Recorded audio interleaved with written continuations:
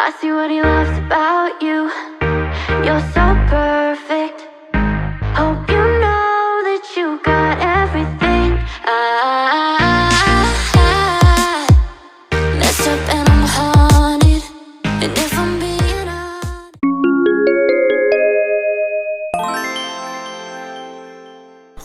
Hi everyone, my name is Natalie and I am your host and producer for the Let Talk in Hindsight, a podcast where we talk about the complexities of self-image, social media, and also the silent battles that we fight within ourselves. So in this episode, it is called The Glitz, The Gaze, and The Grit, navigating beauty standards in the digital age.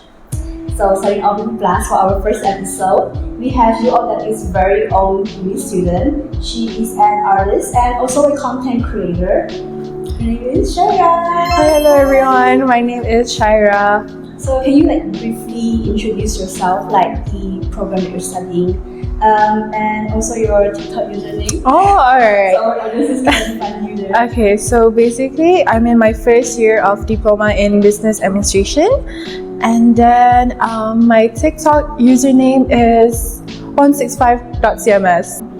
For our first interview question, how does social media influence the way you present yourself online? Do you find that likes, comments, and engagement metrics, like shares, would affect your self-perception or self-esteem? Oh, it does. I feel like, it's kind of hard to admit it, but I do feel like it actually sometimes trigger myself. It makes me question, because sometimes at one point of Instagram, I had 300 likes at one post. Maybe the highest I got was 600, I think. Wow. And that was my prime era. Everyone was liking it, so I felt somehow assured, because I feel like, everyone is liking my post. Everyone thinks I look good and all. But then I think after MCO happened, the COVID thing happened, my Instagram kind of went downhill. I have 1,000 plus followers, but the likes does not match. It's 200, 300, and I actually felt really kind of sad about it. And then I think Instagram at that time, they came out with this new technology where you can hide the likes, right? Yeah, and I feel like it's a good thing because sometimes people sometimes actually really look towards the likes. They'll be like, oh my god, no. But for me, I'll be like, oh, okay. But then it will affect me somehow. Okay. But then in the end of the day, I will look at it if it's a post, right? Especially because I'm quite self-cautious, especially when it comes to selfies. So I'll look 10 times a day and I'll be like, do it look good? Yeah. Yes. And then whenever people like it, I'll be like, yes. I will click on it every time people like. So I feel like that kind of influence in terms of liking and engagement, and then comments as well. But for me, social media influenced my lifestyle, right? I feel like it does. I feel like it has good and bad, because I feel like since I'm young age, I was exposed to social media, which is not a good thing. But then I think it kind of shaped me for who I am today in a good sense. I can find new ideas because we learn something good from social media, right? The way maybe dresses, outfits, makeup, and then how you talk to someone or interests.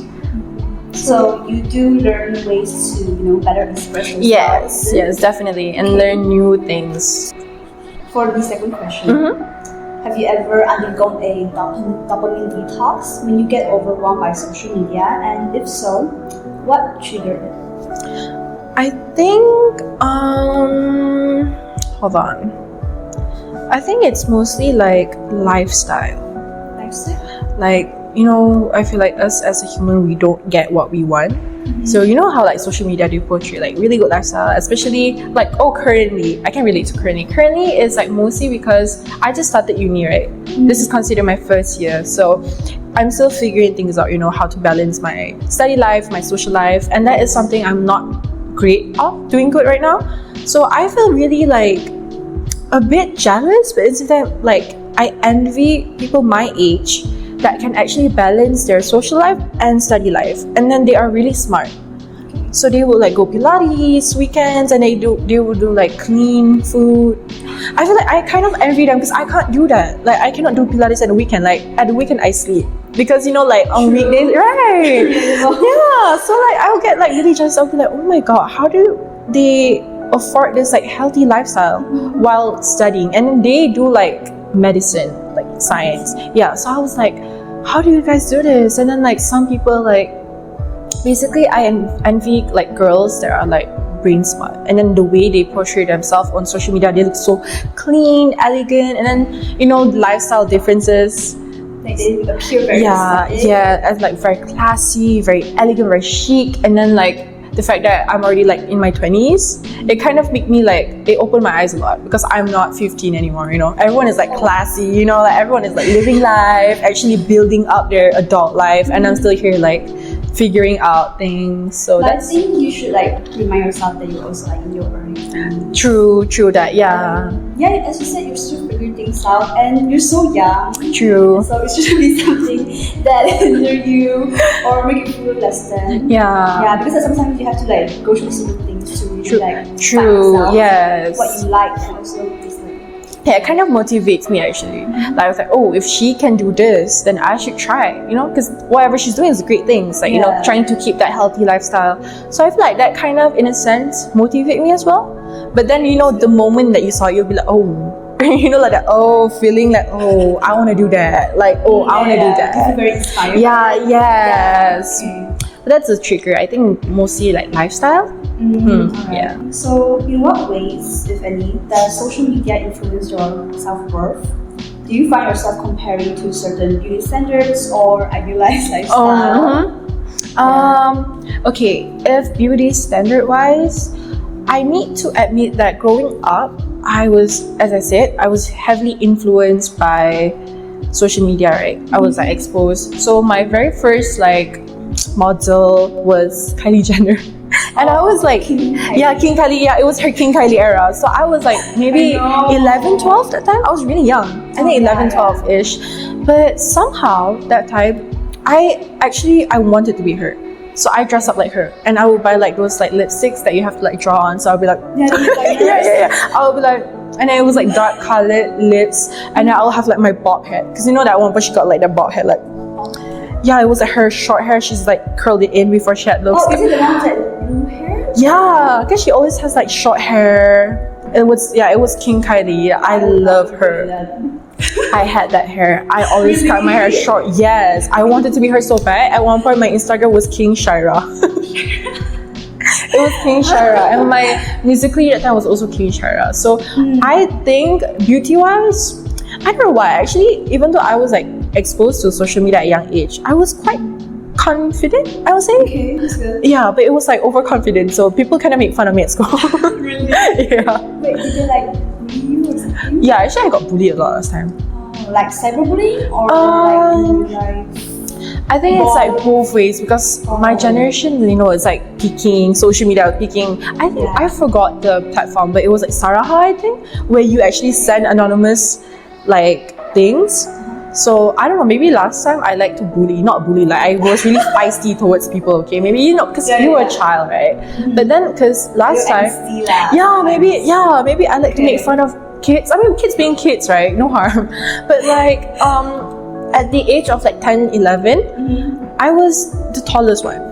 Okay. So like I was tallest, and I was kind of like big last time. I was really chubby, and then my hair was thick.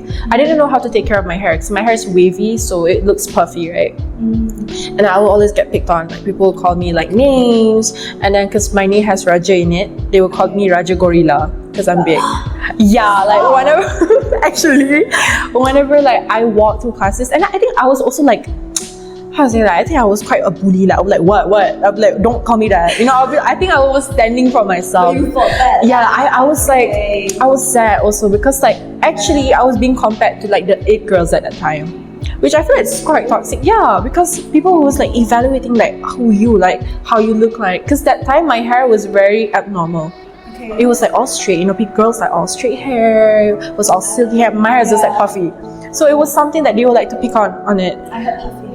Yeah, you feel me. 12 years old. Yeah. So you mean that your school had like toxic standards, like for example, like UOW's most popular, most like prettiest. Yes. That? Yeah. So they will be like, they won't compare, but then if it's something abnormal, they will just like make fun of you. There's something to pick on. Yeah. So I kind of like took that way into like turning myself. That's why when I entered my King Kylie era, I actually really like make over my whole self, which is actually not healthy because I was really young that time. You know, considering the fact that I was young. But then I feel like it's something that I look back towards and say like, oh, you know, I did that last time. I did that this time. So you did that to the extreme? Did you like change the way that you look? So much so that you didn't look like recognizable anymore? Maybe I straightened my hair every day until I got like heat damage, which is really bad. I couldn't like, because okay, you know, like when you straighten your hair every day, obviously you will get like heat damage, right? So you get puffier. So for you to just let go, you have to straighten again. So yeah, every time I come back home from school, I always straighten my hair. And then even like there was like my closest friend, she would always like help me to straighten my hair because my hair was, and I would like always cry to her and say like, oh, people bully me at school because my hair is thick and all, because I will always like have my hair up, unless if I straight it, I will like tie it up. That will look tedious, you know. Yeah. Do you think that filters and also, you know, face altering apps and digital beauty enhancements are harmless fun, or do they reinforce unrealistic beauty standards, especially to, you know, young women who are using social media actively? I think, okay, that's actually quite, that's like a hot take. I feel like there's good and bad to it. I feel like, okay, for me, I feel like Facetune is never a problem. Like, it's never a problem, especially if they feel even more like confident, like prettier with it. But in the same time, I feel like you say, for like kids, they might get it like the wrong way, you know. Like, you know, if they don't feel certain way, if don't feel like they don't see themselves certain way, they'll be like, oh, I need to edit myself.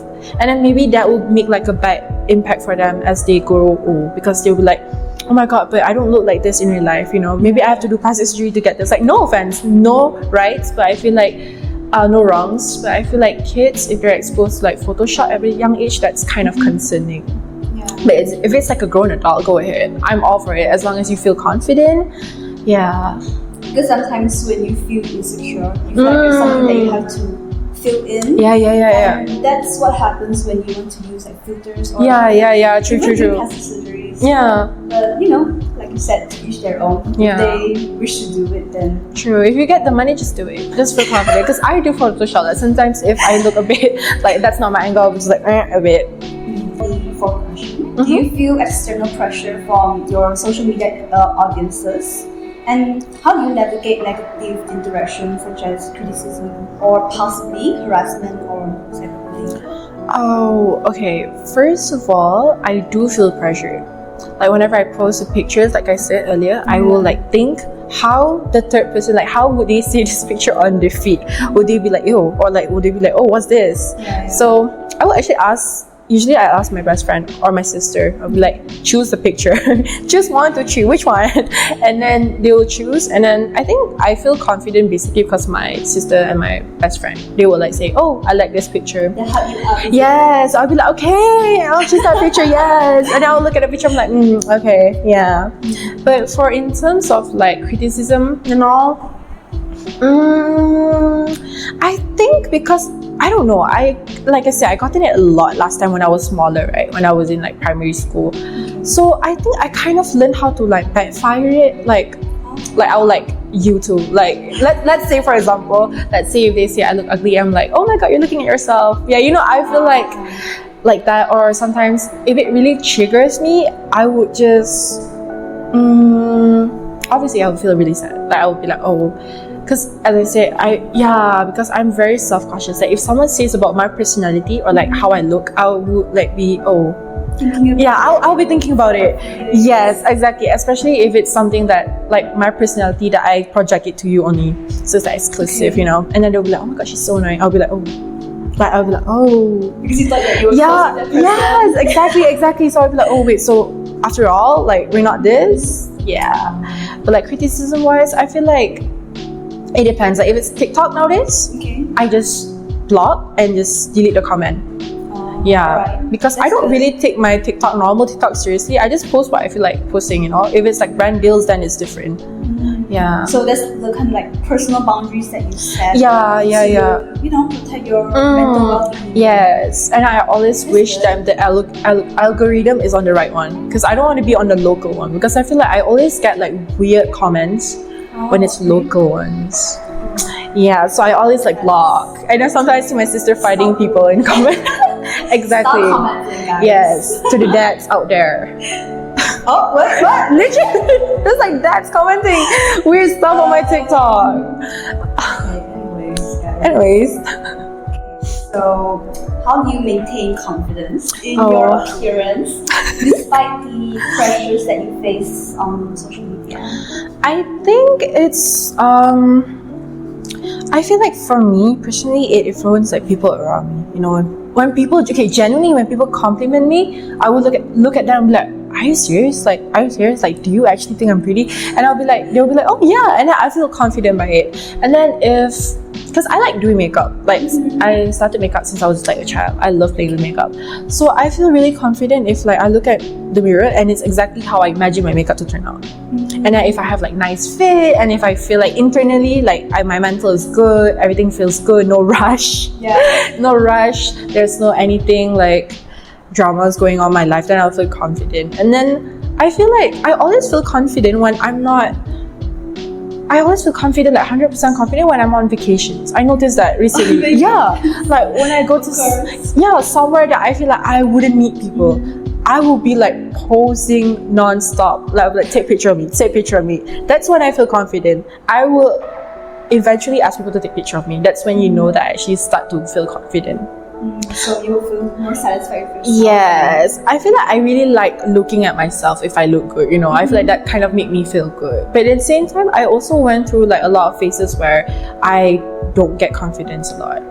So I would just like, sometimes it was until a point I wanted to like archive all of my pictures and all, but then whenever I wanted to archive them, I will see that there's actually life inside this picture, you know. There's actually things behind this picture, you know. There's the story behind it. So I was like, sometimes whenever I feel sad, I always motivate myself that some people actually would want to look like you know. Ways to look at Yes. it. I mean, when you do look good, you also feel good. Yes, definitely. You also do good in life. Yes, true. Everything will be good. Like your mindset will be like clean. Okay, that's nice. Last question.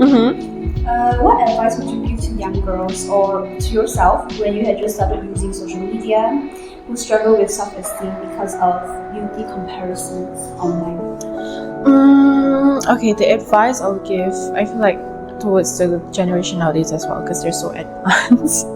I would say that no matter what, don't ever compare yourself with the social media, because you know they say comparison is joy killer. Is it? Was it? Thief of joy. Yeah, joy killer. But I think that actually is real, because whenever I find myself comparing, and I will just kills me, you know. I feel like wait, because once you start comparing, you will like evaluate, you know. You evaluate and then you force yourself to act a certain way, and that in a sense kind of make you lose yourself, you know. Because like I said, sometimes when you act like yourself out there, you're actually putting life towards the social media. I feel like that is what social media is, to share life, you know, not to make people to like compare and all. Alright, so for our last session, it's just a rapid fire session, alright? So first one, filter or all natural? Okay. Come on, rapid fire. All natural. Okay, second one, money or fame? Money. Third one, love or money? Love. Oh, okay, I love it. Fourth one, Instagram or TikTok? TikTok. Okay, fifth one, reels or feed posts? Reels. So as we wrap up this episode, it's clear that the digital age has transformed the way that we connect with each other. So in hindsight, I think that the key takeaway here is that media literacy is a much needed part of our daily lives. And it's important to stay mindful of the type of media that we consume. So thanks for tuning in to my podcast show. Again, this is my guest, Syairah. Thank you for having Thank you so me. much for being here. And remember, in hindsight, true beauty isn't about fitting into a mold, it's about breaking free from it. Alright, until next time, stay confident and stay true. Bye!